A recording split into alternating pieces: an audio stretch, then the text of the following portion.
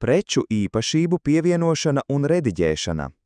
Atlasiet vajadzīgo kategoriju un noklikšķiniet uz Mainīt kategoriju.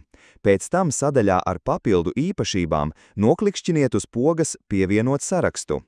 Norādiet jaunās īpašības nosaukumu, piemēram, krāsa, visās valodās, un, ja vēlaties, norādiet mērvienību, kilogrami, metri un tā tālāk. Noklikšķiniet uz pogas Saglabāt. Jaunajā logā noklikšķiniet uz Pievienot vērtību un ievadiet īpašības opcijas un pēc tam noklikšķiniet uz Saglabāt visu.